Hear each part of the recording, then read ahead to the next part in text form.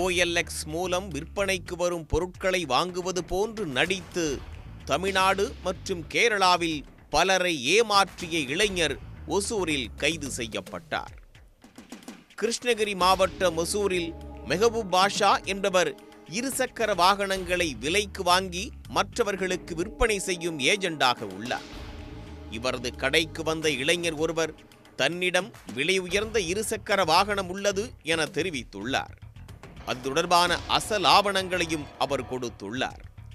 அதிக விலை மதிப்பு உடைய வாகனத்தை மிக குறைந்த விலைக்கு அந்த இளைஞர் விற்பனை செய்ய முன்வந்ததால் மெஹபூப் பாஷாவுக்கு சந்தேகம் ஏற்பட்டது.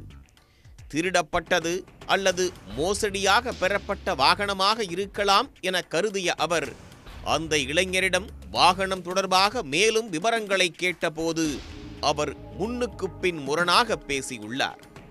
அவர் குறித்து சக விற்பனையாளர்களுக்கு தகவல் தெரிவிக்கவே அங்கு வந்த அவர்கள் அந்த இளைஞரை பார்த்ததும் அதிர்ச்சியடைந்தனர். அந்த நபர் தங்களிடமும் இதே போன்று மோசடியாக வாகனத்தை விற்பனை செய்துவிட்டு போலீசில் மாட்டிவிட்டவர் என அவர்கள் கூறியுள்ளனர். இதையடுத்து சிக்கிய இளைஞரை பாதிக்கப்பட்டவர்கள் சூழ்ந்து கொண்டு நெய்ய புடைத்தனர். திருட்டு வண்டியை கொண்டாந்து என்னிடம் விற்க வந்தான். அதை ரேட்டு பார்க்கும்போது வேரியேஷன் இருந்தது. ஸோ வேரியேஷன் இருக்கும்போது அவனை பார்த்தா ஒரு மாதிரியே தெரிஞ்சது. ஸோ இதுக்கு முன்னாடி 4 மாதத்துக்கு முன்னாடி இந்த வண்டியை இதே மாதிரி வேறு கடையில் விற்று இந்த மாதிரி பெரிய பிரச்சனை பண்ணியிருந்தாப்புல. ஸோ அதனால் அவன் அக்யூஸ்டு தான். அவரை பிடிச்சி காவல்துறையிடம் ஒப்படைச்சிருக்கோம். ப்ளஸ் 2 ஐஃபோன்ஸ் எல்லாம் வச்சுருக்கான். OLXயில் பார்த்து அதிகமான விலை கொடுத்த ஒரு 50,000 ரூபாய்க்கு போதும் நான் வண்டி 80,000 போட்டிருப்பாங்க. இவன் 70,000 ரூபாய்க்கு கொடுக்குறான். கொடுத்துட்டு இந்த செக்கை கொடுக்குறான், போஸ்டல் செக்கை கொடுத்து என்ன பண்ணுறான், பேங்க்குக்கு போகிறான், வித்ட்ரால் ஸ்லிப்பு எடுக்கிறான். வித்ட்ரால் ஸ்லிப்பு கொடுக்கும்போது அங்கே அமௌண்ட் போட்ட மாதிரி சீல்ஸ் எல்லாமே கொடுத்துட்றான். இந்த கஸ்டமர்ஸும் என்ன பண்ணுறாங்க, அமௌண்ட்டை செக்கை வாங்கிட்டு என்ன பண்ணுறாங்க, அடுத்த நாளில் போகிறாங்க. அடுத்த நாள் போகும்போது அந்த பேங்க்கில் அமௌண்ட் இருக்காது. ஸோ இந்த மாதிரி ஃப்ராடு பண்ணி இந்த மாதிரி ஐஃபோன்ஸு வெஹிக்கிள்ஸ் எல்லாம் கொடுத்துருக்கான். ஹொசூரில் இது 2வது முறை. லாஸ்ட் டைம் கிடைக்கலாமல் எஸ்கேப் ஆகிட்டு இருந்தாப்புல. ஸோ இப்போ நாங்கள் சங்கத்தின் சார்பாக எல்லாரும் சேர்ந்து காவல்துறையிடம் அதிகாரிகளிடம் ஒப்படைச்சிருக்கோம். பின்னர் ஒசூர் காவல் நிலையத்திற்கு தகவல் தெரிவிக்கப்பட்டது. போலீசார் விரைந்து வந்து அந்த இளைஞரை அழைத்துச் சென்று விசாரணை நடத்தினர். அப்போது அவரது பெயர் ரமேஷ் எனவும் கோயம்புத்தூர் பகுதியைச் சேர்ந்தவர் என்பதும் தெரிய வந்தது.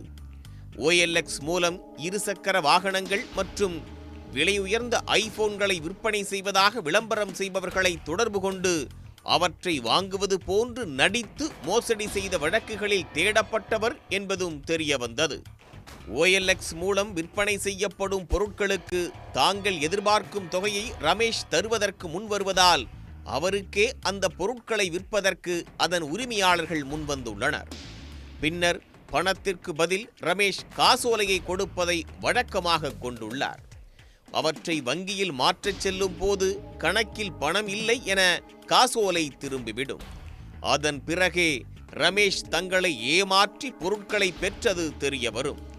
இப்படி தமிழ்நாட்டில் பல இடங்களில் கைவரிசை காட்டிய ரமேஷ் கேரளாவிலும் மோசடி வழக்கில் சிக்கி சிறைக்கு சென்றவர் என்பது தெரிய வந்தது. மேலும் தன்னுடைய ஆதார் கார்டை ஆதாரமாக வைத்தும் மோசடியில் ஈடுபட்டதாக போலீசில் வாக்குமூலம் அளித்துள்ளார். அவரை ஒசூர் போலீசார் கைது செய்து சிறையில் அடைத்தனர். OLX மோசடி மன்னன் ரமேஷ் கைது செய்யப்பட்ட தகவலை பிற காவல் நிலையங்களுக்கு தெரிவித்து அவர் மீதான வழக்கு விவரங்களையும் சேகரித்து வருவதாகவும் போலீசார் கூறியுள்ளனர்.